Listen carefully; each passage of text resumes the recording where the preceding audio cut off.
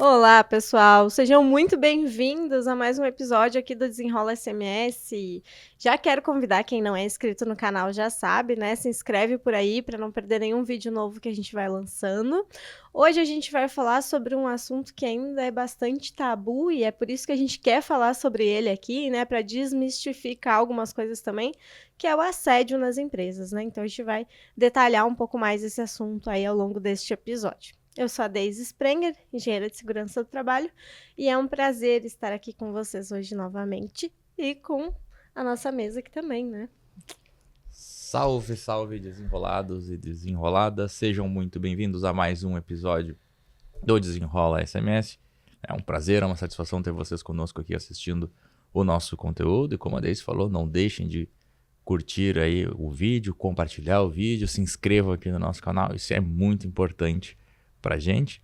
Eu sou Yuri Machado, engenheiro de segurança do trabalho. Em parceria aqui com a Deise, a gente toca esse projeto, né, tão legal aí e desenrolado para vocês que são da área de segurança, que são empreendedores, que são estudantes da área de segurança do trabalho ou de outras áreas, enfim, e caíram aqui por algum motivo. Né? O que a gente pode dizer para vocês é que a gente se esforça ao máximo para produzir conteúdo de qualidade e de forma gratuita, que é tão importante hoje em dia, né? A gente ter uma informação confiável, então a gente procura muito ter esse filtro assim, para trazer aquilo que realmente é importante, mas que também garanta, né, essa qualidade na informação. A gente encontra bastante coisa na internet solta e às vezes algumas informações são um pouquinho diferentes do que a gente vê na realidade. E um assunto muito importante, né, que a gente vai falar hoje, essa questão de assédio, é uma coisa que a gente já queria falar há um tempo e cada vez isso está mais em alta e cada vez isso é mais falado e a gente precisa muito tratar sobre esse tema porque é algo que ainda tem muito tabu, né, dentro disso. Mas antes da gente começar o nosso episódio, um pouquinho a gente vai falar aí sobre os nossos apoiadores do projeto, né? Então nós temos aí como apoiadores nesse primeiro bloco a AS Gestão Jurídica Empresarial e a MetaSafety, que é a empresa nossa aqui, né, do pessoal do Desenrola, da equipe do Desenrola SMS, uma empresa que a gente oferece aí capacitações e treinamentos aí na área de segurança do trabalho em realidade virtual, né, Deise? Isso aí. Treinamentos, a gente faz CIPATs também, então se você está organizando a sua CIPAT por aí, pode vir, né, conversar com a gente para ver as opções. É algo divertido, inovador e que certamente vai trazer mais engajamento para a sua dinâmica aí de atividades também. Então, uma boa opção. Beleza, e para falar sobre esse tema, então, né, que é, como o Yuri disse, né, algo que a gente tem falado bastante, mas que também é muito novo para todo mundo, assim, né? Então a gente está aprendendo a lidar com isso ainda, né? E um tanto também para poder ajudar os profissionais de segurança, que muitas vezes acabam tendo que tomar essa frente, que a gente, né, convidou essa convidada super especial aqui, né, e que tem muita propriedade para falar do assunto. Ela é a Laira Seus, ela é graduada em administração de empresas, pós-graduada em psicologia, gestão de pessoas e gestão empresarial, possui mais de 30 anos de experiência, sendo a maioria como executiva de RH em multinacionais de serviços e indústrias, participou da implementação do Centro de Serviços Compartilhados e é membro do Comitê Nacional de Negociações Sindicais. Coordenou e implantou projetos de desenvolvimento, remuneração, treinamento, gestão de pessoas.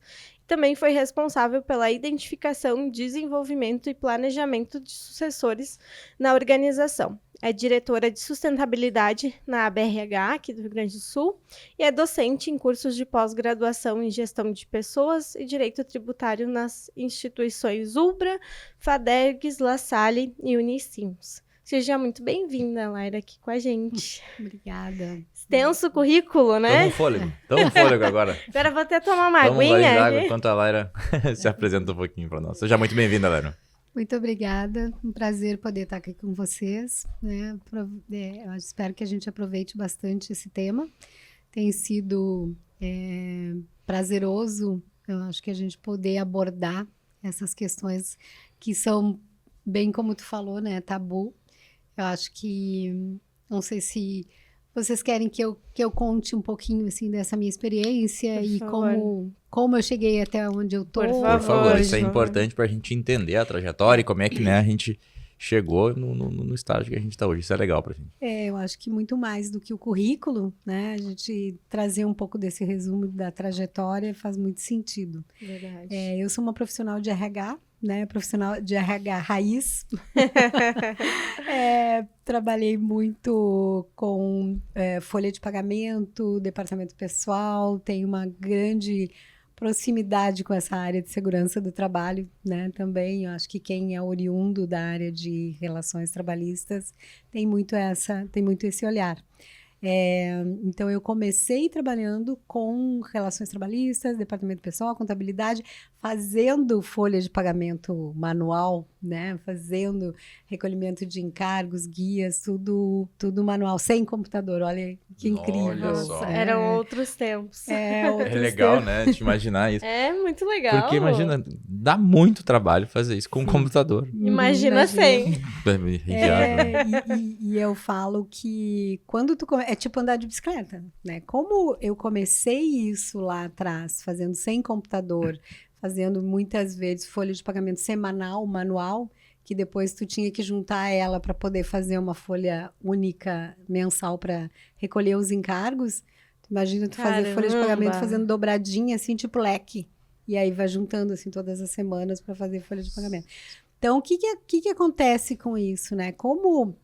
por isso que eu falo que é raiz. Tu nunca mais esquece. Então, hoje, grande parte das pessoas, quando começam a trabalhar nessa área, muitas vezes só conhece o sistema. Né? Então, o sistema vem daqui, vai dali, e não sabem a origem, por que fazem aquilo, né? Por que fazem daquele jeito. Então, eu comecei em DP e depois trabalhei em indústria, trabalhei na Alvebra. Essa Alvebra que fazia o óleo de soja violeta em Eldorado do Sul. Ah, eu lembro da marca, eu não sabia que era esse o nome da empresa. Eu lembro. A Alvebra hoje não tem mais essa marca, hoje faz produtos só de soja, mas eu trabalhei 9 anos na indústria e depois eu fui trabalhar na Telefônica.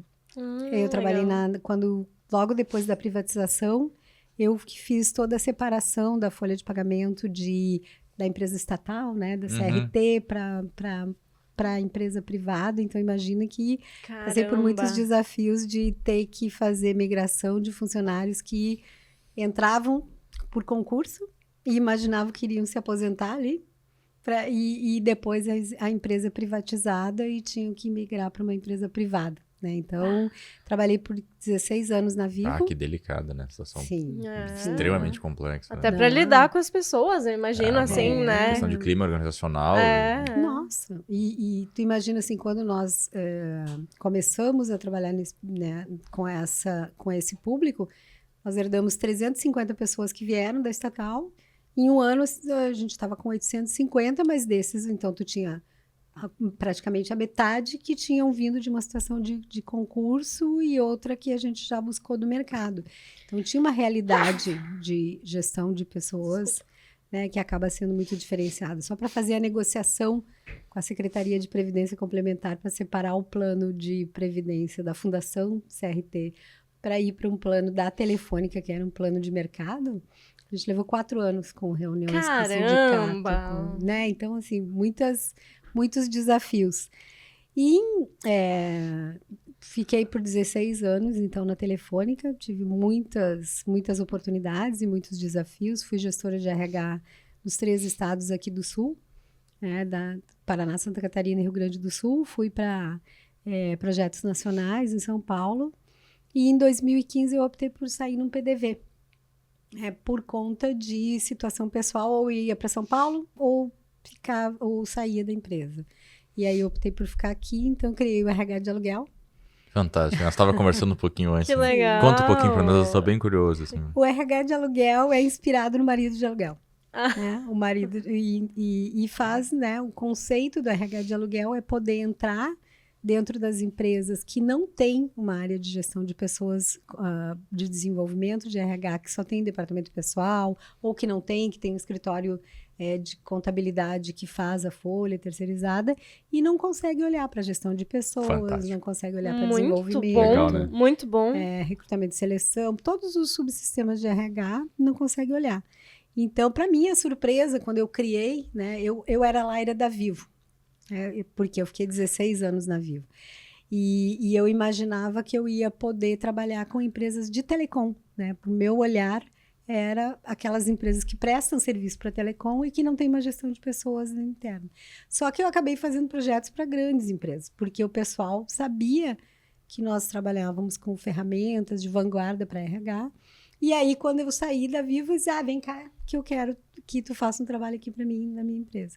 Então, eu fiz diversos trabalhos com diversas empresas e comecei a diversificar. Então, hoje eu tenho profissionais que estão trabalhando junto comigo.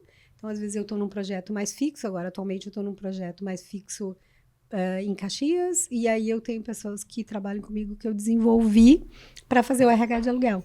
Então, elas vão para dentro das empresas, fazem o diagnóstico e a gente implanta projetos dentro dessas organizações. Pequenas, médias, startup, não tem tamanho. E também a gente criou, né, um produto que tem me dado bastante orgulho, que é o Recruta 50+. O que é o Recruta 50+?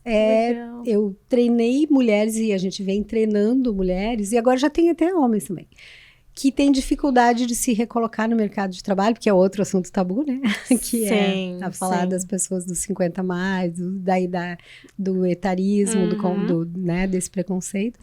E aí eu treinei mulheres que não conseguiam se colocar mais no mercado de trabalho. Sensacional. Não, cara. muito bom. Que legal. E elas vêm trabalhando, eu ensinei a fazer recrutamento de seleção, entrar em plataforma e tal. E aí agora elas vêm trabalhando no RH de aluguel no projeto Recruta 50+, que é fazer recrutamento de seleção. Então elas estão fazendo recrutamento de seleção em casa, home office, ganhando o dinheiro delas, né?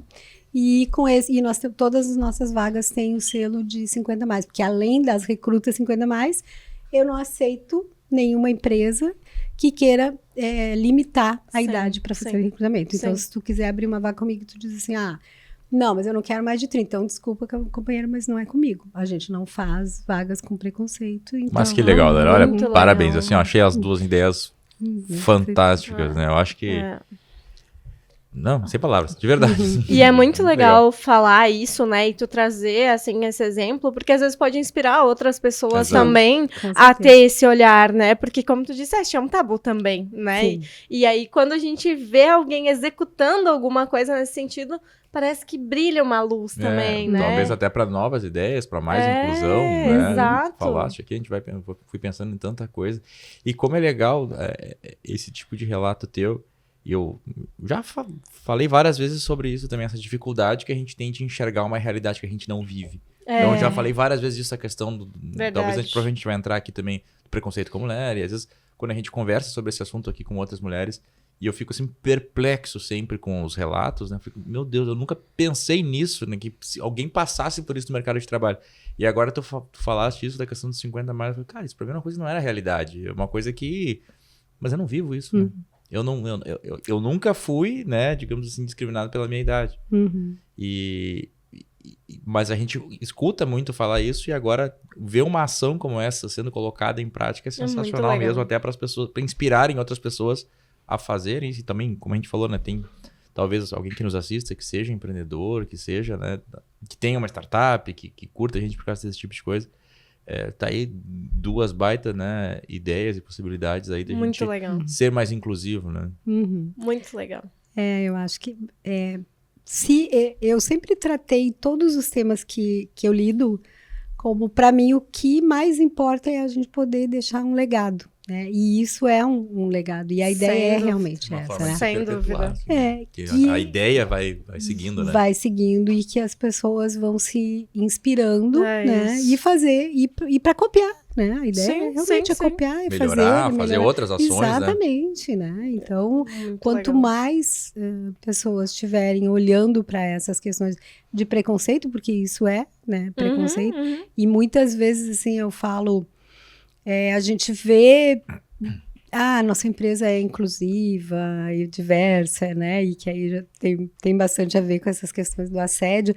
E aí, quando tu vai ver, tem projetos para inglês ver, entendeu? Eu faço isso aí, vai para mídia, que eu vou fazer isso, que eu tenho. Aí eu contrato meia dúzia, né? De negros, meia dúzia de mulheres, mas ao mesmo tempo eu bloqueio outro tipo de entrada dentro da minha empresa. Ai, pior Tu sabe do que eu fiquei é pensando numa coisa agora. Não, de certa forma, não eu fui, né, discriminar, sei lá, né, não sei se seria esse o nome, mas me frustrou muito, por exemplo, e eu acho que, claro, eu não passo nem perto, acho, de uma situação dessa que a gente tá falando, dos processos de trainee. Ah, sim, Né? Porque verdade. os processos de trainee, eles têm uma limitação desse tamanho, assim, né? E eu me lembro, eu considero, né, que me formei tarde, né? Me formei com 30. É porque por esse parâmetro aí era tarde mesmo, né? Por esse parâmetro é tarde, né? Sim. Então, assim, e eu sentia, olha, de ficar mal, assim, no final ali, porque eu olhava lá, tu tem que ter até, tipo, sei lá, era 25, 25 23, anos pra ser 25, trainee, é. e tu tinha que ter te formado há, tipo, há não sei quanto tempo. Eu sei que eu conseguia o tempo de né, que eu tava formado, não tinha muito tempo de formado, mas cada segundo que passava, que eu tinha me formado, a chance de eu conseguir um processo de trainee, tentei vários, né? E vamos lá, eu não entendi, de repente, na minha ignorância, eu não entendi por que uma pessoa de 30 anos não pode ser trainee, né? E agora, tu imagina uma pessoa de 5, mas aí, claro, mas tem uma vasta outras oportunidades para eu trabalhar, né, como engenheiro, enfim. Agora, imagina uma pessoa de 50 anos não consegue trabalhar. É. Né? Tu não consegue trabalhar, cara. O que impede, né? E como a gente ainda vê esse tipo de ação e divulgação. Nós somos, inclusive, nós temos a bandeira isso, a bandeira X. Mas quando a gente tá dentro da empresa, a gente percebe que realmente é um banner na frente e atrás do banner, teia de aranha, enfim, que a gente não consegue nem enxergar. Não né? é muito diferente na segurança, né? É, Porque falar, todo mundo fala, sim. né? O papel aceita tudo. Agora, quando a gente vai ver na vida real, na prática, infelizmente tem um monte disso, né? Acho que é difícil quem passa por aqui e diz que não vivenciou uma situação dessas, assim. Seja no sentido de RH, seja segurança, seja o que for, assim. É para inglês ver, né? É aquela história do, vamos dizer que a gente tá fazendo para ser bonitinho, mas e fazer mesmo, né? Eu acho que como eu trabalhei muito tempo dentro de indústria, né, e vivi muito essas questões de segurança, até sem falar um pouquinho do assédio, mas dentro disso que tu tá falando de inglês ver, eu vi muitas situações onde existia um EPI dentro da área, né, o protetor auricular, né, a luva, as pessoas assinavam lá, e tu entrava dentro da fábrica e as pessoas não estavam utilizando. E aí o que acontecia? Se eles viam que ia vir o RH, corre que o RH tá chegando, entendeu? Corre, coloca o EPI, porque senão eles vão nos incomodar e tal. Quando, né, o olhar, muito mais do que fiscalizador, é o olhar da segurança, é da proteção, né? Por que eu estou utilizando aquilo? E as próprias lideranças, né? Não davam exemplo. Sem dúvida. Então, acaba acontecendo. Quando a liderança não dá o exemplo, não adianta. Não tem o que tu fale. Não tem. Então, né? Vamos lá. É os desafios que a gente vai continuar lutando para tentar mudar, né, a situação. Mas aí vamos entrar um pouquinho profundo, né? Que bonito isso, tá filosófico. Anota. Sexta-feira, sextou, né? Continuaremos lutando. Vocês estão vendo o episódio numa terça aí, mas a gente tá gravando aqui numa sexta, tá? Mas a gente, né, queria entrar agora mais no assunto de assédio, assim, porque eu vejo que uma das dificuldades principais da pessoa é conseguir identificar esse assédio, porque a gente não sabe muito bem o limite, né? Até onde não é assédio e a partir da onde é. Precisa ter uma agressão física, precisa ter um contato físico ou não verbal. Eu vejo que tem muita dúvida nisso, assim. Então, se tu puder explicar um pouquinho dessa caracterização, acho que é o primeiro passo, né? Tá bom. Então, eu acho que isso passa também, assim, por explicar um pouquinho de por que eu comecei a trabalhar esse tema, né? E por que eu tenho sido acionada nas empresas. Eu comecei também a dar algumas palestras, né? Então, eu tenho muita facilidade de falar sobre feedback, eu tenho facilidade de falar sobre resiliência. E sempre foi uma das minhas especialidades falar sobre conversas difíceis. Eu tive gestores e colegas que sempre diziam assim, que tu consegue dizer coisas duras de uma maneira que não passe como uma coisa ríspida, muitas vezes trazendo até a questão do bom humor, assim, de alguma coisa mais leve e tal. E quando a gente está falando hoje mais frequentemente de assédio, por quê? Porque a gente vem numa linha de falar sobre as questões da humanização nas relações, a gente vem falando sobre saúde emocional, a gente está falando sobre segurança psicológica, a gente está falando passando por uma série de coisas que por detrás também tem uma questão legal que acaba tendo que ter uma obrigação das empresas olharem para isso por uma questão de afetar o seu bolso, certo? Né? Então, é cota, é multa, é não cumprimento.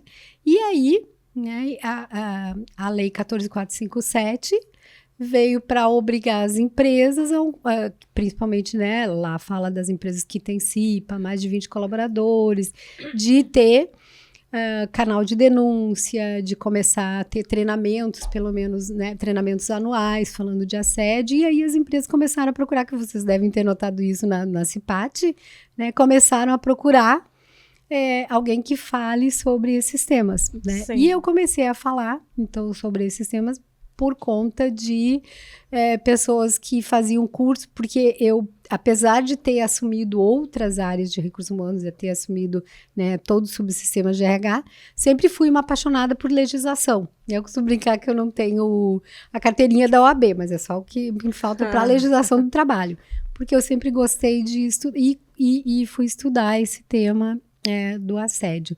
Então, a entrada, né, de falar sobre assédio nas organizações, ela vem, né, embasada numa legislação que obrigou as empresas a começar a falar disso, porque, né, se a gente comenta, é tabu, não se fala muito disso, né? E eu começo a falar em todas as empresas onde eu tenho passado, dando alguns exemplos para fazer essa conexão, para as pessoas começarem a se dar conta de por que a gente está falando nisso e que não é mimimi, e que não é frescurinha, e que não é bobaginha, né? Então, eu começo a trazer, né, exemplos assim, e eu pergunto para as pessoas assim, quem daqui, e eu já dei palestra para quase 1.000 pessoas, tá? E aí eu pergunto, quem daqui, né, dos mais velhos, levava surra quando era pequeno? Né? Quem aqui apanhou, mas surra, não é palmada, né? Não tô falando de palmadinha, tô falando de surra, daquela de ficar marcado e tal. E aí alguns, né, mais velhos, muitos levantam a mão, que levavam surra, né? E aí eu pergunto, de vocês, né, que apanhavam e tal, ou dos outros, quem daqui surra os seus filhos? E aí, por falta de coragem, ninguém levanta a mão, né? Porque, olha, o medo do conceito tutelar, né? Que a gente brinca.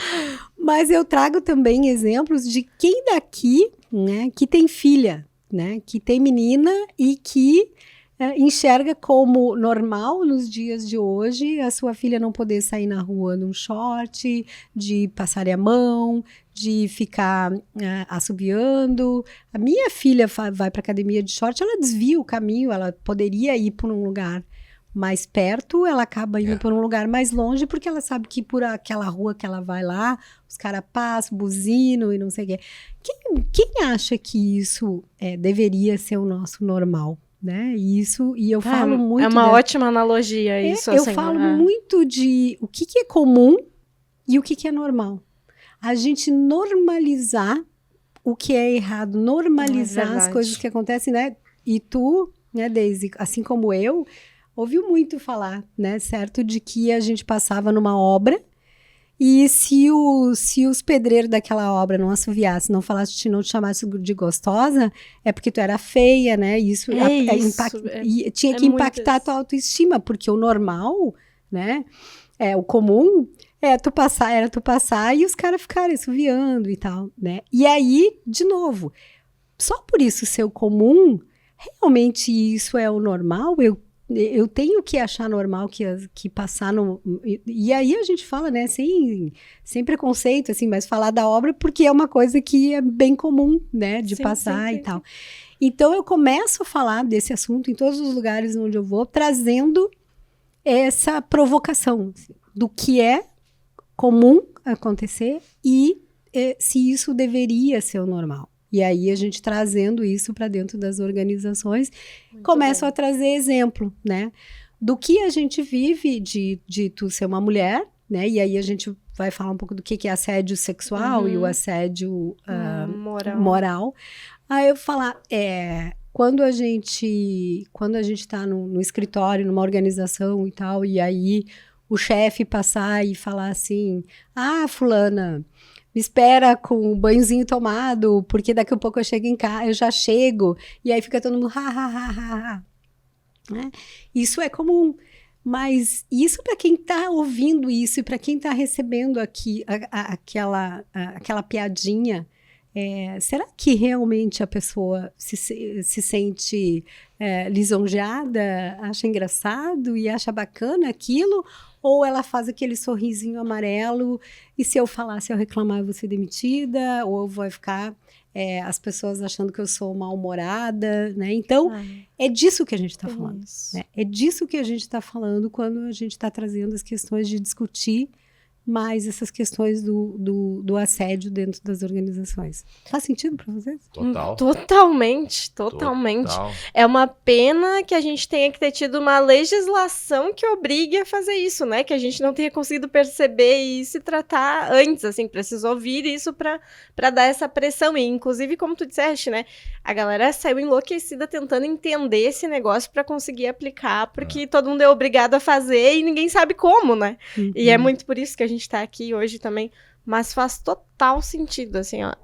É triste, né, a gente pensar o quanto essas coisas foram normalizadas ao longo do tempo, né, e em muita empresa, acho que isso depende muito da cultura de cada empresa também, né, eu imagino, assim, tem algumas que aceitam como normal, e outras agora que estão começando a ver que não é, né? E trazer essas reflexões, assim, porque se a gente não parar pra pensar, a gente só vai seguindo e aquilo ali é normal, torna-se normal, né?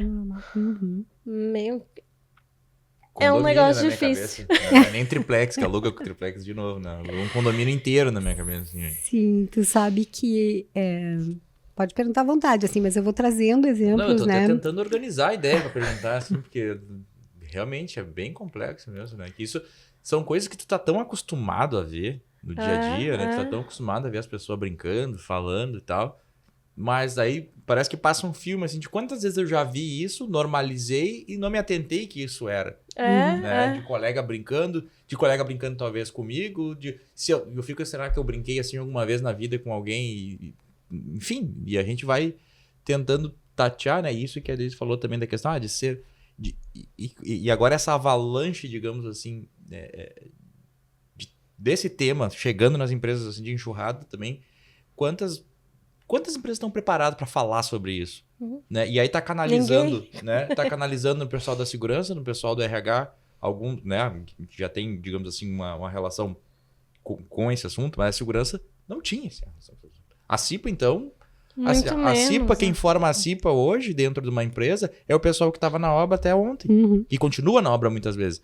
Querendo ou não, dependendo do tamanho da obra, essas mesmas pessoas que estavam mexendo com a pessoa na rua lá, que estão dentro da obra, hoje eles tem cipeiro ali no meio que tem que falar sobre isso com o colega para ele não fazer mais. Como que trata isso?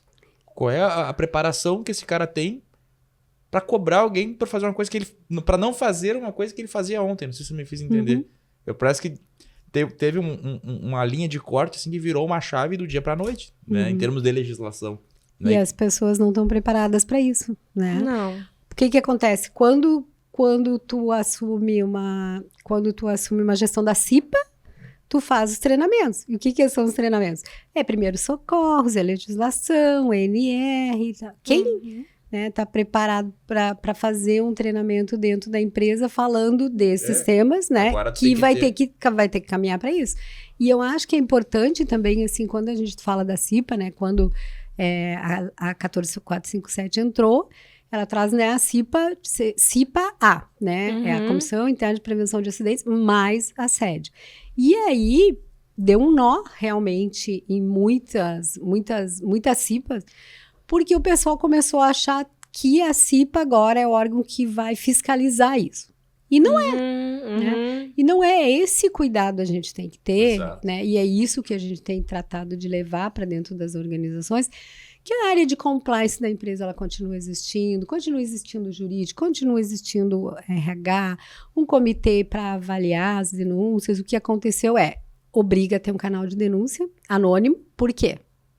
Porque só menos de 5% das mulheres denunciam assédio sexual. Sim. E por que menos de 5% das mulheres denunciam assédio sexual?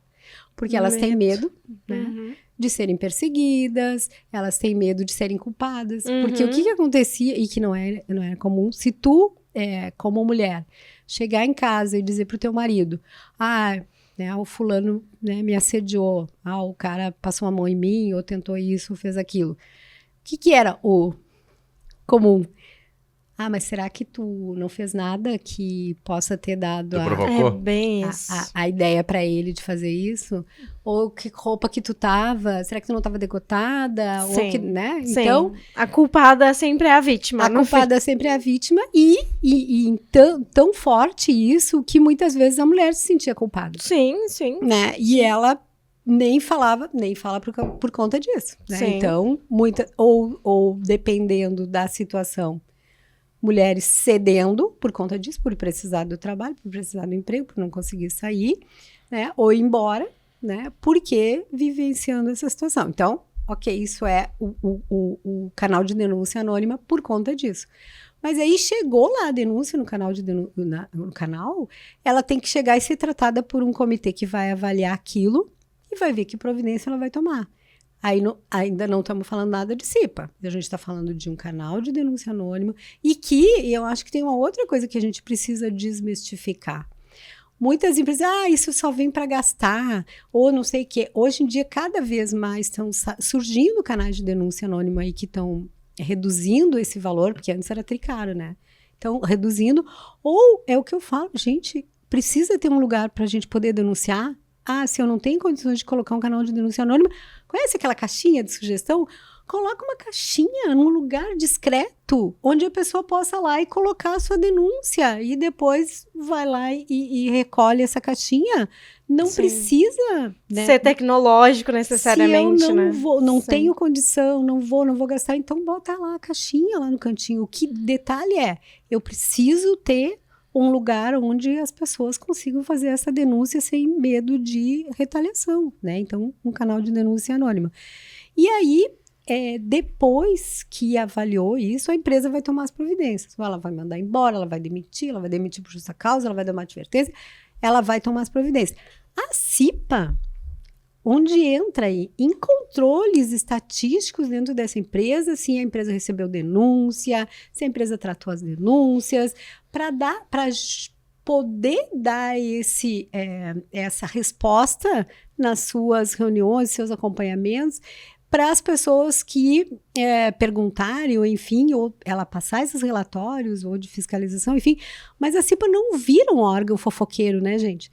Porque a partir do momento que eu digo que se eu coloco essa responsabilidade na CIPA, vocês já imaginaram isso dentro das empresas? Não, Não tem como. Mas eu digo não posso nem caminhar, porque não tem como, né? fez isso, Beltrano fez... Não, isso não é o papel da CIPA. Eu instiguei essa pergunta justamente por isso, tá? Porque eu já participei de processo de implementação, de treinamento e tal, e o pessoal tá levando para esse lado. Né? Não, de ser órgão fiscalizador, o pessoal... Brinquedo do obreiro cobrando o outro, que chega a ser surreal, assim, porque é muito discrepante, né? Pois é. Vamos lá. Mas eu achei interessante esse teu ponto seguinte, porque existe uma denúncia, um canal de denúncia, e aí vai, né, pro setor que vai tratar disso, né? Na verdade, né, o que eu imagino que isso seria o fluxo correto é que a CIPA fica nesse meio aqui, digamos assim, observando esse processo e dando, né, olha, nós temos um volume de tantas reclamações e quantas foram tratadas, muito mais, eu acho que nessa questão de indicadores, né, para entender o que está acontecendo, né, do que efetivamente fazendo o papel de cobrar, de tá lá na ponta, né, porque olha, eu te digo assim, mesmo nós nós somos engenheiros de segurança, por exemplo, é muito delicado o tema. É muito delicado para a gente tratar isso somente na esfera da área da segurança, né? E é muito, realmente... Seria muita responsabilidade terceirizar isso para um cipeiro, né? Eu já falei isso umas quantas vezes, assim, nem no técnico, nem na pós-graduação. A gente entrou em tamanha profundidade num assunto como esse, né? Para poder tratar sozinho, para ser algo isolado, né? Sim. E aí o ponto que eu ia chegar é o seguinte... Tá, a gente consegue criar um canal de comunicação. E aí esse volume de de reclamações ele é muito alto, por exemplo. E a empresa talvez, ou por despreparo, ou por ainda não conseguir enxergar que aquilo realmente era, né? Isso pode gerar também um desconforto, quer dizer, eu tô reclamando e eu não vejo nada acontecer. Né? Por exemplo, assim, quando funciona, quando é... Talvez eu tô tocando num tema meio espinhoso, assim, mas quando é um funcionário que faz com outro, demite, mas quando foi um coordenador, um gerente, alguém de liderança, não aconteceu nada. Isso pode gerar um desconforto também no pessoal, e acredito que isso possa até acontecer em alguns momentos, né? Isso já acontece, né? Na verdade, é para escancarar, né? Isso vem assim, abrindo cada vez mais uma realidade que existe e que não se olhava para ela, né? Então, tu ter canal de denúncia, tu ter, sim, uma CIPA podendo receber relatórios de recebemos 50 denúncias, dessas 50 denúncias, 30, né, ensejaram punições, ou identificamos que das 50 denúncias que recebemos, investigamos, 49 era improcedente, né, só uma era procedente. Agora, foi o Igor, foi demitido por justa causa? Não, isso não é objeto de estar lá na nossa reunião da CIPA, né? O relatório é no sentido de, sim, a empresa está recebendo as denúncias, a empresa está fazendo, né? Agora, o que acontece em relação a isso? Cada vez mais as pessoas, elas estão menos suscetíveis a compartilhar disso e achar que isso é uma coisa que eu vou conviver e vou estar nesse ambiente de trabalho que é assediador, que é desrespeitoso, que é tóxico. Então, isso vai fazer com que as pessoas se movimentem para sair dessa empresa. Porque eu estou trabalhando numa empresa que não me respeita, eu estou trabalhando numa empresa que me assedia, eu estou trabalhando numa empresa que... E que, de novo, a gente está falando para coisas que lá no passado a gente não olhava dessa maneira, a gente olhava como... E eu falo exemplos, né? Não vou citar, mas eu vivi situações de área comercial. E aí, vamos lá, agora não vamos nem falar de assédio sexual, vamos falar de assédio moral. Área comercial, comemoração de atingimento de metas. Festa, né? Todo mundo lá comemorando, daí a área que foi, fulano que foi campeão, lá vem aqui ganhar um troféu, né? Ganham as metas. Segundo lugar, terceiro lugar, ganha premiação e tal. E agora o fulano que foi o último colocado, ganha o quê? Qual é o troféu que ele vai levar? O troféu tartaruga? Pô, parece um episódio do The Office isso, né? Caramba! Parece um episódio do The Office. Tu leva a tartaruguinha, que eu já vi, e não é brinquedo, leva a tartaruga, leva a tartaruga de pelúcia e bota lá na tua posição de trabalho. Ah, que pecado! E tu vai ficar com a tartaruga lá, por quê? Porque todo mundo, Não, teus se essa colegas, moda pega... teus colegas e todo mundo que entrar na sala vai identificar que tu foi mais velho, juro por Deus. Não é possível. E aí bota lá, deixa lá, gerou o processo, tá? Mas também não é pra menos, né? Porque o cara ficava lá olhando pra né? tartaruguinha, e aí ele saía com um sorrisinho amarelo e todo mundo rindo, e em teoria ele também tava achando engraçado, entendeu? E, de novo, né, um olhar de as pessoas não achavam que isso estava errado. Porque tava todo mundo rindo, é brincadeira. Mas aí na mesma situação, loja, gerente de loja, resultado pior, tinha que fazer dancinha da garrafa pagando mico, entendeu? O gerente da loja lá, né? Agora vai pagar o mico, porque a tua loja foi pro mês que vem. E aí todo mundo e rindo, e a pessoa também vai fazer o quê? Né? Vai xingar.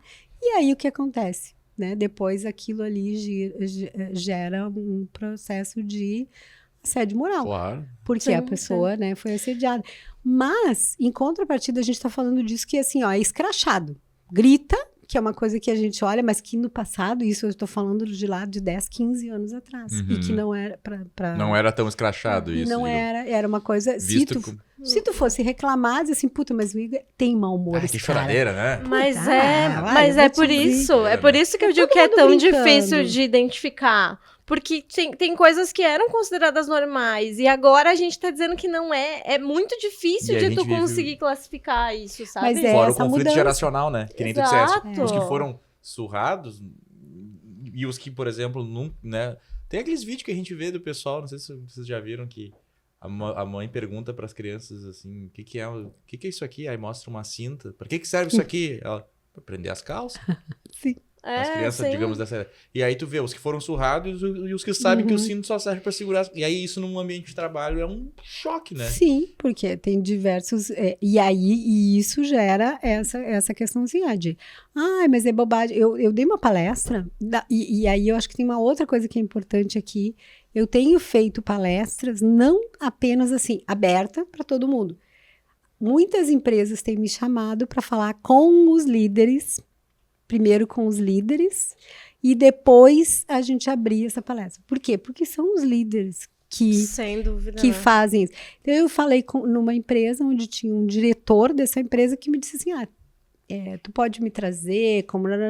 Mas tem umas palhaçadas aí que não dá para entender. Ele me disse assim. E eu acho palhaçada. Por mais que tu me diga assim, eu acho palhaçada. Tem um cara que era de uma empresa, ele falou que era um colega dele, um diretor de uma empresa, que a moça, a secretária dele, entrou com um processo de assédio, porque ele falava da marca da calça dela, assim, que era, fulana, calça Gucci, fulana, calça tal. O que isso tem a ver? Aí eu olhei para ele nessa reunião e eu disse... Só para saber, assim, se tu consegue materializar, normalmente aonde que tá a marca da calça? Aí os outros que estavam na sala, disseram assim, no bolso de trás, no costas atrás. Eu disse, então, a gente está dizendo que toda vez que essa menina saía da sala dele, ele ficava olhando para a bunda dela, certo? Porque se ele ficava olhando a marca da calça dela, porque para onde que ele estava olhando quando ela saía da sala dele? Que lapada. E aí ele entendeu isso como E ele justificável? se deu conta, daí ele... E ele conseguiu entender? E ele conseguiu entender. Mas que Olha, legal, né? isso é uma evolução. Sim, ele entendeu. Porque ele se normalmente deu as conta. pessoas são muito resistentes, assim, né? Mas aí eu acho que aí entra numa coisa que é importante. É a gente poder falar com clareza sobre isso. E aí tirar esse tabu de não se falar disso. Não pode falar disso. Não diz... não, eu não sei, não vou falar. Eu vou evitar falar desses assuntos. Não, porque como tu disseste, né? Tu falou de uma forma... um assunto espinhoso, mas de uma forma muito direta. Sim. Como é que tu vai olhar a marca se tu não olhar? Onde que tá a marca, né? Então, a gente está falando de coisas que a gente precisa despir esse negócio, né? E, ao mesmo tempo, poder falar claramente as coisas que incomodam. E aí passa por uma outra questão que a gente vem num movimento forte de mudança. E eu estava no Congregar e se falou praticamente todo o Congregar sobre isso, de segurança psicológica. Como que eu vou falar coisas que me incomodam se eu não tenho segurança para isso, né? E eu dei um exemplo ali de, por exemplo, se eu estou num setor em que quando eu vou embora, o meu chefe grita, fulano, então esquenta a água que eu já vou para lá, me espera com banho, me espera, dando a entender, né, que ele vai lá para minha casa, que vai fazer... E é brincadeira, e para ele é brincadeira, né? E para os outros colegas também fica todo mundo rindo e brincando e sabem que é brincadeira. Agora, quando aquilo tá batendo em mim, eu sou a funcionária que tô saindo e que o cara tá dizendo que vai ir para lá tomar banho comigo e tal, eu pensa numa situação assim. Que coisa desconfortável. Né? E imagina se tem alguém estranho ali, né? Não tô nem falando só do setor, mas se o meu marido tá na porta ali e ouve o cara que é meu chefe falando disso, né? Aonde tá a segurança psicológica da pessoa de poder falar o que incomoda ela? E é disso que a gente tem falado muito hoje, dos ambientes onde a gente pode falar e aí para coisas simples, né, e que incomodam e que podem inclusive gerar situações de assédio, porque é muito comum também, e eu vivenciei muito isso, fazer jantares de comemoração ou de integração, sabe? Nós vamos fazer a última sexta-feira do mês, a gente reúne a equipe e vamos fazer jantar para se integrar. Um jantar de integração, para quem não tem nada para fazer em casa, para quem não tem filho, para quem não passa a semana inteira trabalhando e que pode ser que numa sexta-feira queira ficar com seus filhos, queira ficar em casa, pode ser uma coisa legal, se juntar, tomar cerveja e tal. Mas, não vou nem colocar que é só para mulher, mas pode ter homens também que querem ir para casa ficar com a sua esposa, com os seus filhos e tal, e que se sente incomodado com aquilo, né? E aí, a partir do momento em que a pessoa diz que não, eu não vou nesse, não vou no outro, não vou no outro, ela começa, assim, a ser assediada. Porque daí começam a humilhar ela perante os outros, porque a pessoa não quer se integrar, porque a pessoa é isso, porque a pessoa é aquilo. E ela começa a se sentir humilhada. E aí passa, né, quando a gente estava falando do limite, né? Onde que está o limite do assédio?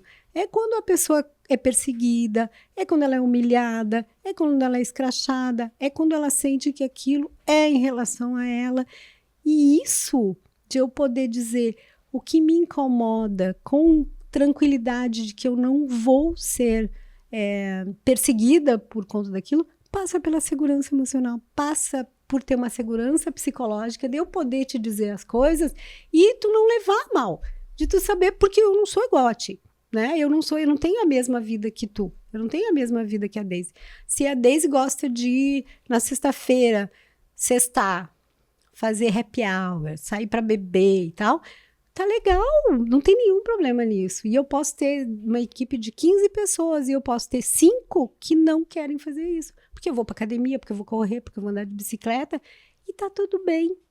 Só que isso, pra gente poder trazer essas coisas, a gente precisa ter segurança emocional de poder falar sobre essas coisas. Então, isso é uma coisa que também a gente vem mudando, que se fala mais nisso, como que eu vou ter empresas que vão dar mais resultado, mais produtividade, mais inovação, mais isso, mais se as pessoas não estão se sentindo bem, se elas não estão se sentindo engajadas, e isso impacta direto no engajamento. Então, essas coisas estão caminhando junto, e que bom, né, que essas coisas estão caminhando junto e que a gente está tendo um olhar diferente. Virou agora o mundo de Alice, tá maravilhoso. Não, a grande maioria... Tá começando, olha... Mas é passinhos de bebê, mas a gente começa a ver esses movimentos, né? E essas coisas começam a caminhar, elas começam a caminhar juntas. É difícil isso, né? É difícil de tratar isso, assim, essa segurança psicológica, né? Eu queria compartilhar uma situação que eu vivi, né? Quando eu era estagiária, ainda assim, bem novinha.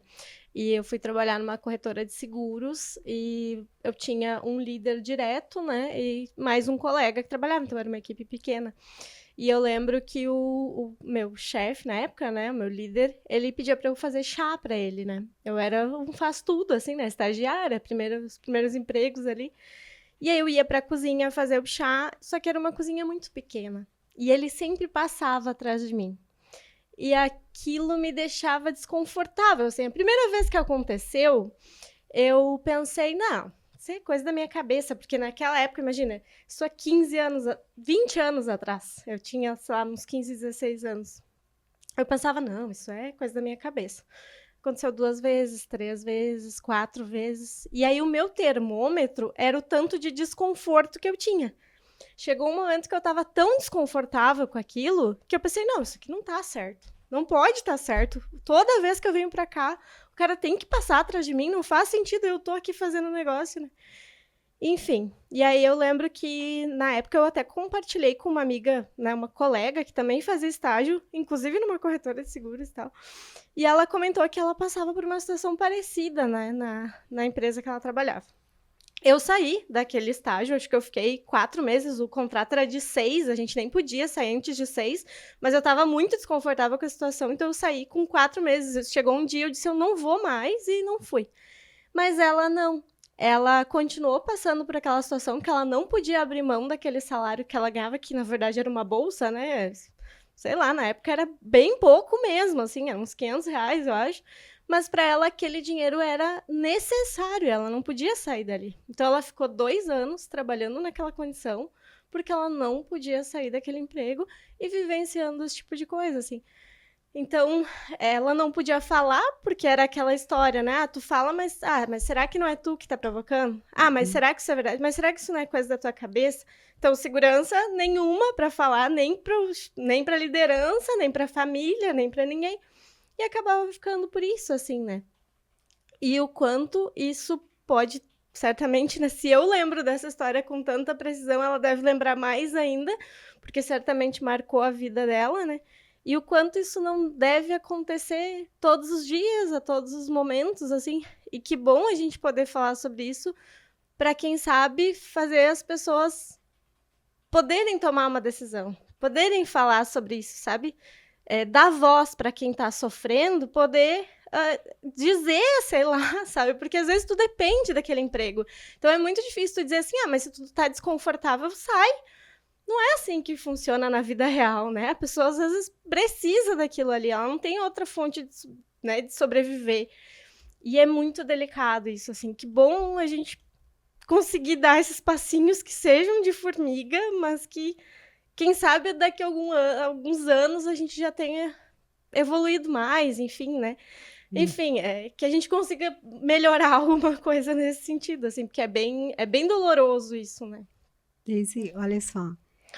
Normalmente, quando a gente está nesses ambientes falando disso, né, assim, nos ambientes, não numa palestra gigantesca, que às vezes acontece, sempre tem as mulheres se encorajando para falar de coisas, para falar de temas que muitas vezes elas não falavam, ou às vezes elas nem tinham se dado conta lá atrás de que elas estavam passando por esse processo. É isso. E por quê? Porque, de novo, é o normal e o comum, né? Então, e eu tenho falado com... e vocês devem ter, certamente, porque foi bem noticiado, a gente teve um caso aí de um banco, né, onde a menina estagiária denunciou que o diretor obrigou ela a tirar a roupa na sala dele, né? E aí ela saiu e foi lá e denunciou ele. E denunciou na imprensa até. E aí isso foi noticiado e fizeram denúncia, né, BO, enfim. E depois que essa estagiária falou, né, 12 mulheres que estavam há anos nesse lugar se encorajaram para trazer, denunciar as situações que viviam com essa pessoa que era um diretor. No primeiro momento ele foi afastado e depois, no segundo momento, ele foi demitido, né? Então, se a gente começa a investigar, a falar e a trazer essas questões, a gente vai levantar, né, milhares de situações e situações que não são denunciadas e não são faladas, muitas e muitas vezes por conta disso. Quem é que vai acreditar em mim? Teve uma outra menina também que eu até participei de um fórum que era uma repórter, né, da Record, e ela denunciou que ela passava por processo de assédio e como ela não cedia, daí ela estava toda assim, na promoção e fazendo 1001 programas, né, da TV, enfim, repórter disso, repórter daquilo, quando a situação se tornou mais escrachada, que ela não cedeu, daí ela começou a ser boicotada e tal, até que ela foi denunciar no RH e ela foi demitida. E Olha aí só. depois... foi levantado que o RH também assediava, né? Meu Deus. Então, o próprio Caramba. RH defendia essa pessoa que era o diretor. E aí, hoje, saiu, as duas pessoas já saíram e tal.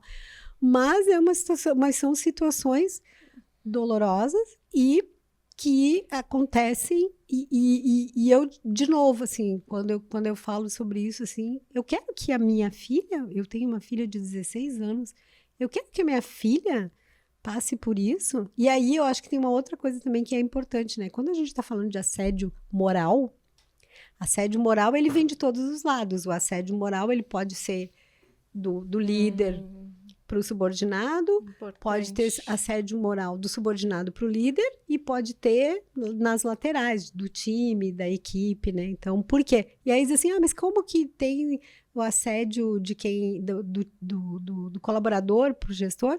Sim, e é bem comum, assim, por exemplo, se eu tiver numa empresa alguém que foi promovido a um cargo de liderança ou que veio do mercado, as pessoas daí não validam aquela liderança e começam a assediar, começam a Boicotar humilhar, e boicotar, tal. enfim. Isso Pois são situações... eu queria contar uma experiência. Tá? Vai lá. E até eu ia tentar formular melhor essa pergunta, porque eu acho que ela é meio polêmica também.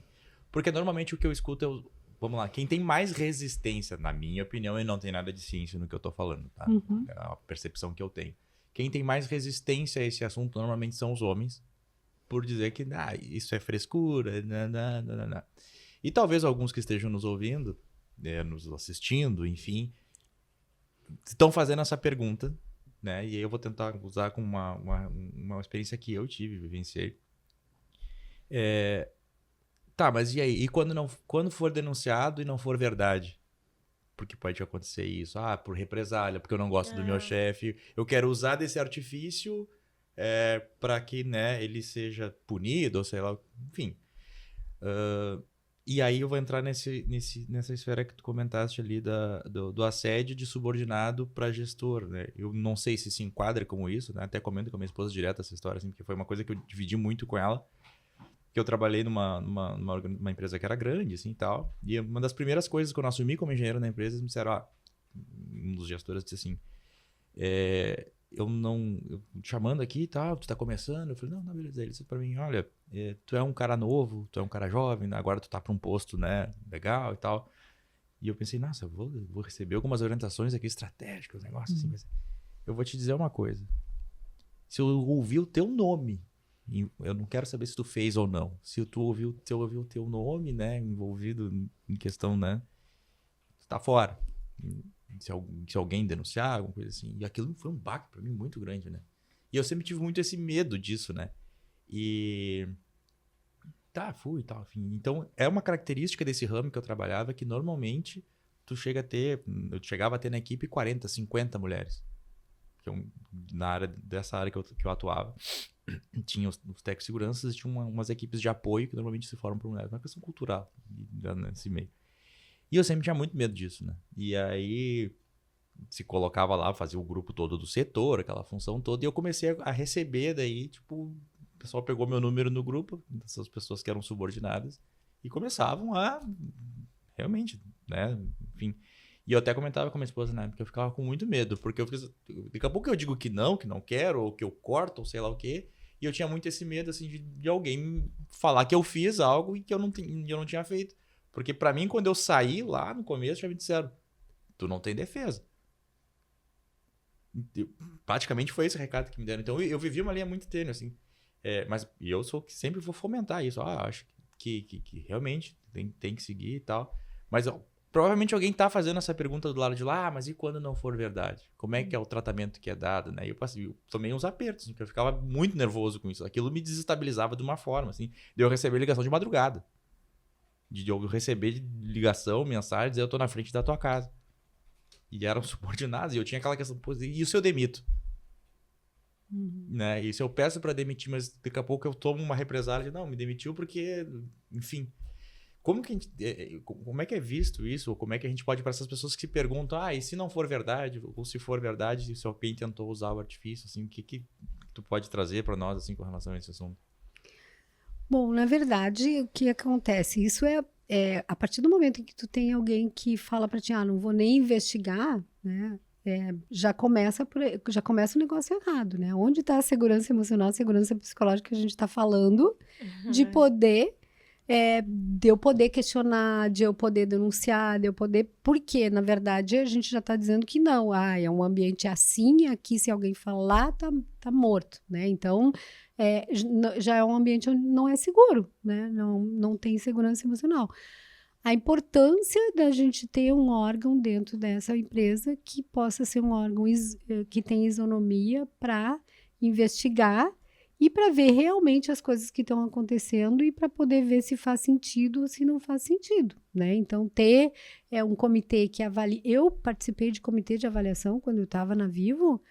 A gente recebia denúncia em canal de denúncia diariamente. E denúncia de tudo que é tipo. De assédio, de roubo, de desvio, de não sei o que, de tudo. A gente era que investigar. E realmente tomar as providências quando tivessem casos em que tivesse prova de que as coisas aconteceram. Agora, se eu sou gestor, né? E eu tenho um time, e eu tenho o medo de que alguma coisa, por exemplo, se eu chamar alguém para conversar, que a pessoa possa dizer que eu assediei ela, né? Se eu vou ter uma conversa mais difícil, então eu busco alguém para ficar lá junto comigo, né? Eu busco alguém da área de RH, Uma boa né? estratégia. Alguém que é gestor. Às vezes, se eu tenho um time grande, normalmente se eu sou gerente, eu posso ter um supervisor, eu posso ter um coordenador junto comigo, trazer, né, alguém para que eu não corra esse risco. Agora, a partir do momento em que eu sou o gestor e eu tenho uma relação de confiança na minha equipe, a minha equipe me conhece, a minha equipe sabe o quanto eu sou ou não, né, uma pessoa que sou assediador, que sou estúpido, que sou grosso, que sou desrespeitoso, que sou isso, que sou aquilo, os outros vão me defender, né? Porque mesmo que tenha alguém mal intencionado que vai fazer uma denúncia, quando a gente vai investigar, né, uma denúncia, a gente vai pegar o que outras pessoas da equipe para dizer. Se alguém denuncia, diz assim, o Igor é um estúpido, xinga a gente, fala na frente de todo mundo, né, todo dia ele me xinga. A gente vai conversar com outras pessoas da equipe, ou vai fazer um focus grupo, vai fazer uma pesquisa de clima dentro daquela área, para apurar se aquilo realmente acontece. Não vai acontecer com um e com 49 não. Né? Sim, então, sim. a gente tem elementos para fazer investigação para ver se realmente procede ou não aquilo. Porque senão, se tu simplesmente for pelo que a pessoa está dizendo, tu não vai conseguir manter, né, ninguém dentro das áreas como liderança e tal, porque normalmente se tu... E aí tem uma coisa que é importante, eu acho. Quando eu faço essas palestras, eu sempre levo o que é assédio e o que não é assédio. Porque, às vezes, assim, se tu, por exemplo, tu é um gestor, aí tu tem, por uma necessidade do trabalho, de chamar as pessoas para vir fazer uma hora extra no sábado. Aí eu sou teu empregado. Eu vou dizer assim, não, eu ia pra praia, eu já estou organizada para ir pra praia, não vou vir trabalhar no sábado e tal. Aí o que eu fiz? Putz, o Igor me assediou, porque agora ele me mandou eu vir trabalhar no sábado. Isso é assédio. Não, isso não é assédio, isso é uma determinação, uma ordem que eu estou dando por necessidade do trabalho. Então, eu pedir coisas que digam respeito, eu não vou deixar de te pagar, eu vou te pagar hora extra para te vir no sábado, né? Ou se eu preciso cancelar tuas férias, preciso cancelar tuas férias. Agora, qual é a diferença? Se eu, por exemplo, se eu tenho o Igor, se eu tenho a Deise, se eu tenho 10 pessoas na equipe, e aí eu acabo tendo demanda de hora extra todo sábado. E eu sempre boto só o Igor para trabalhar. Eu tenho 9 pessoas que poderiam vir fazer essa hora extra no sábado, mas eu pego, é o Igor que eu pego. Aí sim, esse caso eu posso considerar que o meu chefe está me assediando. Por quê? Porque ele não pede para ninguém mais. Ele bota só eu para trabalhar. Ou no outro caso, um exemplo, né, que eu preciso cancelar férias. Putz, todo mundo pode sair de férias. Ou todo mundo vai coordenar. A gente vai coordenando aquilo de organizar férias no verão. Todo mundo pode tirar férias no verão. Só eu que o meu chefe não me deixa tirar férias. Por quê? Porque o meu chefe não me deixa tirar... porque eu não sou amigo dele. E isso sim pode ser considerado uma demanda de assédio. Estou sendo assediado, estou sendo humilhado. Outra coisa que é muito comum de assédio, né, nas organizações. Eu me afastei pelo INSS. Estava doente, atestado. Aí fui lá, me afastei no INSS. Voltei. Aí, em alguma situação, quando é acidente de trabalho, ou agora, os casos de doenças emocionais que forem comprovadamente definidos como doenças geradas pelo trabalho, elas vão ser enquadradas como acidente de trabalho. Então, se eu me afastar no INSS e voltei, eu tenho 12 meses de estabilidade. E aí, o que acontece? As empresas, para não... como que eu vou dizer? Para não poluir, né? Para dizer assim, agora todo mundo vai querer se afastar por doença. Então, eu vou isolar aquela pessoa, não vou deixar ela ficar trabalhando junto com os outros. E aí isola a pessoa. Então, por exemplo... É uma forma de punição daquela pessoa. É uma forma de punição. Então, eu era vendedor. Agora, eu não vou mais vender lá no balcão. Vai ficar dentro do estoque lá. Dentro do estoque. Presinho lá dentro do estoque. Por quê? Jaulado. Por quê? Para não ficar falando com os outros, para não dar mau exemplo, entendeu? Então, não ser laranjapão. Isso é assédio. Né? Total. Isso é sério.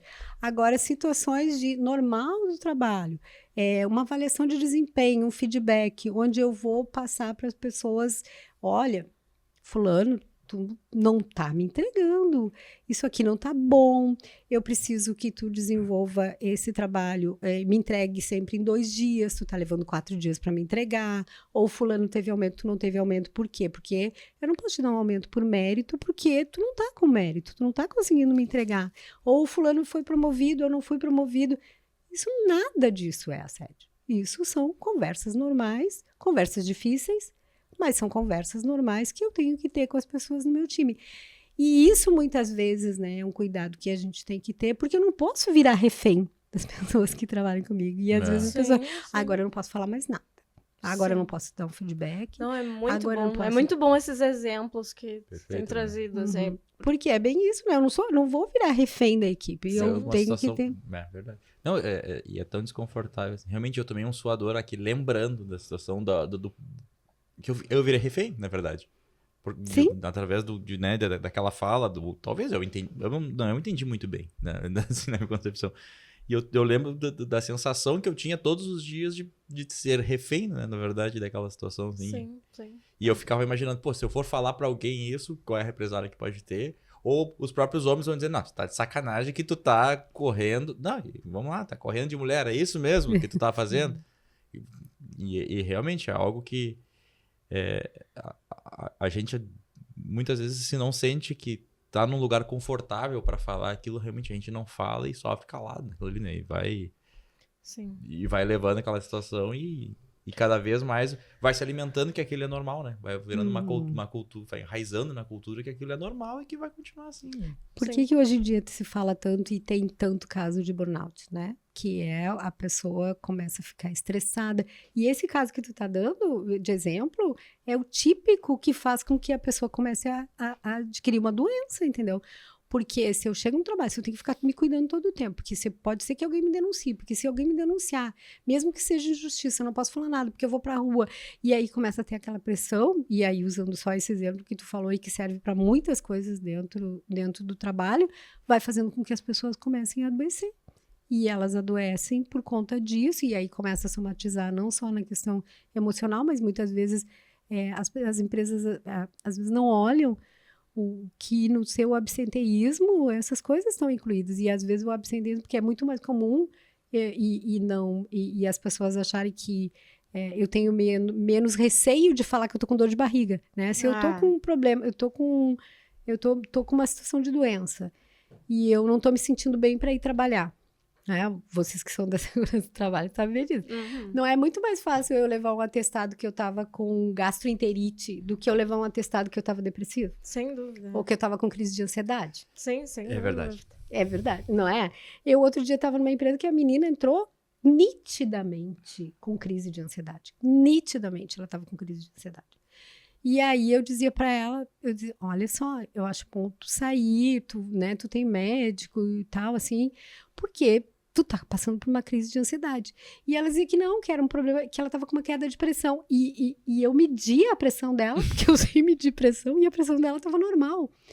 E ela, cada vez, ela ficava mais ansiosa, porque ela tava, e o processo dela, da crise de ansiedade dela, passava por coisas que ela tinha que entregar, e que o menino que era colega dela tinha saído, e ela tinha que entregar mais coisas ainda, então ela estava com aquela crise de ansiedade de não conseguir entregar o trabalho, e ao mesmo tempo não tinha essa segurança de dizer, não, eu vou embora, eu preciso descansar, porque eu tô mal, tô estressada.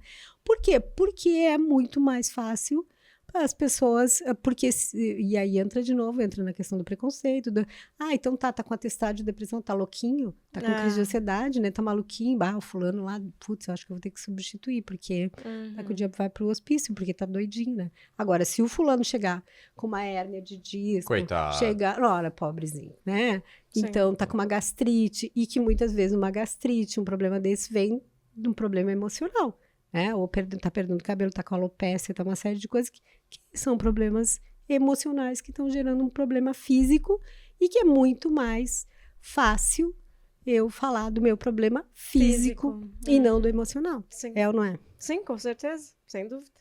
Ô, Laira, mas eu queria te perguntar, assim, eu sei que a gente já tá meio avançado no tempo, mas eu queria te perguntar, assim, porque essas coisas a gente consegue mais ou menos deduzir que é um assédio e que é algo que vai gerar uma doença de uma forma talvez um pouco mais fácil. Mas a gente ouve muito, assim, um exemplo, né, ainda trazendo dentro desses exemplos que tu trouxeste, sobre os apelidos, por exemplo. O apelido não é uma coisa que talvez vá gerar uma doença, mas até que ponto ele é um assédio ou não é, assim, né? A gente até já falou aqui em outros Mas é momentos, sempre assim, válido sobre isso, né? continuar falando sobre isso que tem aí. E aí, na tua visão e experiência, assim, né? Como é que a gente identifica isso, assim? Tu sabe que tem empresas que proíbem o apelido.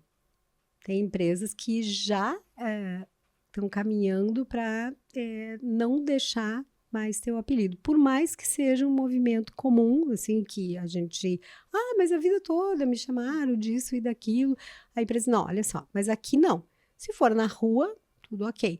Vou dar um exemplo, de novo, porque é de uma situação que eu vi em uma empresa e que faz muito sentido para mim. Tinha uma pessoa que trabalhava na expedição e que era uma pessoa preta, né? E a vida toda era preto, grande, né?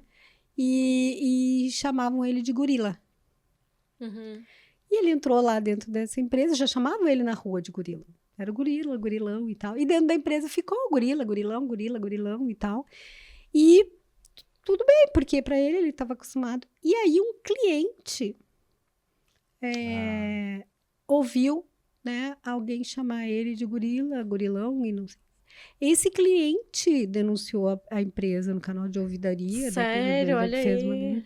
Dizendo que se sentiu muito decepcionado pela empresa, porque a empresa preenchia, inclusive para vender para eles e tal, todas as questões de ESG e de compliance, enfim.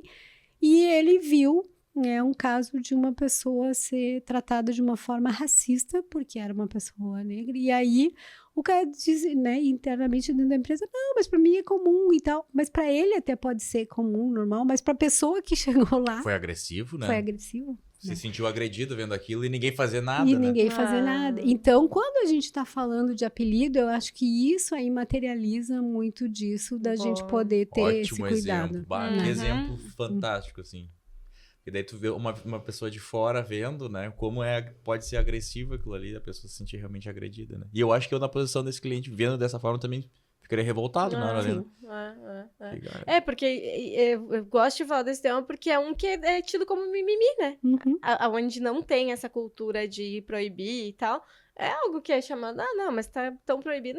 Ai, que mimimi, esse cara sempre foi chamado assim e tal.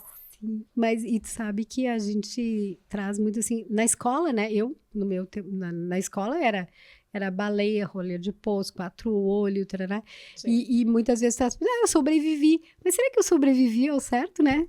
Será que eu preciso sobreviver, né? E será que quando a gente traz isso, eu apanhei, levei surra e tal, e sobrevivi, né? Sobrevivi. E aí, de novo, né? O limite é a morte, então. Então a gente tá falando, olha o que a gente, de novo, o que a gente normaliza, né? Então quer dizer que eu ser chamada de rolha de poço, de 4 olhos, de ficar de Olivia Palito, disso, e eu sobrevivi a isso, mas vamos lá, então, eu preciso realmente sobreviver. Sim, sobreviveu, mas não agregou nada na tua vida, né? Então não precisava existir. A gente sabe disso que as pessoas trouxeram para a vida delas, de serem humilhadas lá quando eram pequenas, na escola. A gente sabe se efetivamente essas pessoas trouxeram problemas ou não, se a gente está tratando com mimimi. Um mutilado de guerra também sobreviveu, mas ele certamente chegou com muitas sequelas, sobreviveu com muitas sequelas, né? A gente tá falando também agora de levar pra esfera emocional. Eu sobrevivi, mas quantos traumas tu trouxe, quantos traumas tu replica, quanto que isso talvez pode ter, sei lá, fechado portas pra ti porque tu não conseguiu ultrapassar a virtude dos traumas, né? Impactado na tua autoestima, né? Sim, sim. Uau! Ai, muito bom, assim, acho que para fechar, a gente sempre gosta de deixar um último momento para o convidado trazer alguma experiência ou compartilhar alguma história, enfim, algum caso que foi marcante para a gente, né, encerrar o episódio aí com uma dica também, enfim, tua, né, pra gente. Bom, eu acho que para encerrar, né, eu queria trazer, eu acho que uma mensagem assim para as áreas de recursos humanos, para a liderança, né, para a gestão, já que eu venho aquecidinha assim de um congregar. Eu vivi um exemplo assim de uma situação eu estava fazendo um perfil de uma vaga com um gestor e uma pessoa acima desse gestor, né, na empresa disse para ele assim, tu não contrata mulher para essa vaga, né? Não contrata mulher porque mulher, enquanto elas são solteiras sem filho e tal, elas são muito mais leves, muito mais fáceis, e depois que elas têm filhos, daí elas têm que sair para ir para pegar filho na escola, e aí elas não trabalham mais, já não produzem mais como elas produziam e tal, então tu não contrata mulher, não abre mulher. E aí ele olhou assim, tu faz de conta que não tá ouvindo, né? Porque eu sei que tu é mulher e tal, mas é verdade. Tu não vai falar nada porque tu sabe que eu tenho razão. E aí a pessoa que estava junto com ele, né, assim, ficou parada e eu disse assim, olha só, me desculpa, mas eu não concordo contigo. Eu tive 2 filhos trabalhando e em nenhum momento isso impactou na minha produtividade. É verdade que tu fala que a gente acaba assumindo outros compromissos quando a gente tem filho e que passa a ter outras obrigações, mas isso não impacta na nossa produtividade. E eu, como gestora de RH, não vou abrir uma vaga limitando isso porque tu está dizendo que não contrata mulher. E eu espero que tu, que é o líder, me siga e a gente vá junto nessa decisão e que eu vá contratar pela competência, pelo perfil, pela formação e não pelo gênero. E essa pessoa se encorajou e disse sim, né, eu concordo contigo e vamos buscar independente do gênero, assim. E essa outra pessoa que era o superior deles, vocês que sabem, então... O que eu trago de exemplo em relação a isso e porque eu como gestora ali, né, de RH, tive a coragem de enfrentar aquela pessoa e encorajei aquele gestor a confrontar.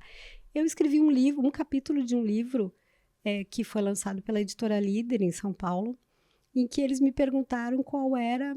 a gente escrevia um capítulo, eram 20 e poucas mulheres que escreveram esse livro. E o nosso desafio era escrever um capítulo sobre uma competência que a gente tinha, que entendia que nos diferenciava no mercado e que fazia com que a gente pudesse ter chegado onde chegou, enfim. E eu escrevi e era a coragem de liderar. Então, a minha mensagem final aqui, eu acho que passa por isso, pela coragem. É a coragem de liderar, a coragem de enfrentar as coisas, a coragem de dizer coisas que precisam ser ditas. Então, para mim, a segurança emocional, a segurança psicológica, ela passa por essa coragem. Então, essa é a minha mensagem, assim, que as áreas de RH, que as pessoas que possam impactar isso, fazer com que as coisas sejam diferentes, tenham coragem para fazer as coisas que precisam ser feitas. Tome um posicionamento muito bom. Sem palavras, né? Muito legal. Então, estamos nos aproximando aí do final do nosso episódio. Um episódio fantástico, né? Sou, assim, testemunho de que foi um dos, acho que realmente mais mexeu completamente, assim, com minha forma de pensar tudo. E acho que é enriquecedor para todos nós que estão assistindo aí também, para cada vez mais a gente falar sobre esse assunto. Tá? Laira, e esse é o momento que a gente entrega, né, o nosso mimo, que a gente chama, né, que é uma canequinha para você, com chocolates aí, para adoçar um pouquinho a vida, personalizada, com o seu nome, para você sempre lembrar desse momento aí que você passou com a gente. Obrigada. Porque certamente aí para nós foi algo de muita troca de experiências e de enriquecimento mesmo, assim como... E acho que muito mais que como profissional, eu acho que realmente como pessoas, acho que quando a gente fala sobre isso, a gente expande para todas as áreas, não só para dentro do trabalho, né? Acho que a gente começa a pensar diferente até fora do ambiente profissional. Eu acho que é um assunto que, enfim, tem que estar realmente sendo martelado. Até daí você falou antes, a gente já falou sobre isso em acho que uns 2, 3 episódios atrás, mas eu acho que quanto mais a gente falar, acho que mais é válido aí para que a gente comece realmente a entender que o que é normal. Que o que sempre foi normal não quer dizer que é bom, né? O que sempre foi feito não quer dizer que a gente precisa continuar aceitando esse tipo de situação. Então, falo aqui certamente em nome de todos aqui da equipe do Desenrola, que a gente tá muito feliz com a tua participação e foi muito legal para todos nós. Muito obrigada, Laira. Acho que foi... A gente até abriu o coração aqui um Até abrir o pouco, coração né? é um assunto- E- eu realmente eu não costumo, tá? Eu não costumo, realmente, acho que entrar em questões pessoais, eu acho. E talvez eu só tenha entrado porque a Deise me encorajou. Sim, pode Porque a Deise ser. falou uma coisa muito pessoal dela, né? E é uma coisa que eu dificilmente trato sobre isso. Eu acho que talvez, tirando a minha esposa, que eu converso em casa muito sobre esse tipo de coisa, acho que eu nunca tinha falado pra ninguém, assim. Agora eu expus pra todo mundo, né? Uma situação. Porque pra mim era uma vergonha, eu era um homem. Então, Mas e como é legal... é a coragem? A coragem É e a como é legal coragem. quando as pessoas falam, né? Porque vai encorajando outras pessoas a falar sobre isso, né? E, claro, é um abismo de distância, né, entre o que a Deise falou, mas acho que vai muito disso a ideia, né? De que para cada um machuca ou para cada um é diferente. E a gente não pode colocar, se para mim não machuca, para dizer que para ninguém machuca, né? Eu acho que foi muito válido, muito legal mesmo, assim. Então, pessoal, chegando no nosso final aqui do nosso episódio, a gente vai falar um pouquinho de novo aqui dos nossos apoiadores. Então, nesse bloco final, nós temos aí a Marluvas, que é nosso parceiro, né? Aqui do Desenrola SMS, a AS Gestão Jurídica e Empresarial e a MetaSafety, que é a nossa né, menina como é que é? Menina dos olhos de ouro. Não é que é? Menina dos nossos olhos, né? Menina dos nossos olhos aqui da equipe do Desenrola. A nossa equipe trabalha firme aí na MetaSafety. Então, conheçam a MetaSafety. Entrem lá também no nosso site, né? www.metasafety.com.br, também no nosso Instagram lá, né? @meta_safety, conheça um pouquinho mais do que a gente faz aí em realidade virtual, segurança do trabalho em realidade virtual, que já está acontecendo, não é o futuro, a gente fala que a MetaSafety, quando a gente começa, nossa, as pessoas representam a MetaSafety para as pessoas, eles dizem, olha, isso é o futuro. Não, É a o gente está aqui de presente, corpo né? presente na frente de vocês, não é o futuro, é o presente, isso está acontecendo, isso já está em prática, Verdade. então conheçam os nossos produtos, conheçam lá o que a gente faz na CIPAT, que a gente leva uma CIPAT inovadora para qualquer lugar do Brasil, envia os óculos, né? E quando possível também a gente vai, enfim, tá junto com vocês em todos os momentos aí, pode contar conosco, né, Deise? Isso aí, gente. Muito obrigada por terem acompanhado. Quem chegou até aqui, né, deixa aí o seu like, deixa o seu comentário também se gostou do episódio. Espero que tenha sido enriquecedor para todos vocês, assim, né, como foi pra gente aqui. De novo, né, Laira, muito obrigado pela tua presença. E, né, não se esqueçam, se inscrevam no canal, compartilhem com os colegas para que a mensagem também chegue para mais pessoas, que a gente possa, né, tocar mais pessoas, de repente, ou conscientizar mais pessoas sobre esse assunto aí que é tão importante. Então, até uma próxima. Foi um prazer estar aqui. Até mais, pessoal. Tchau, Tchau. tchau.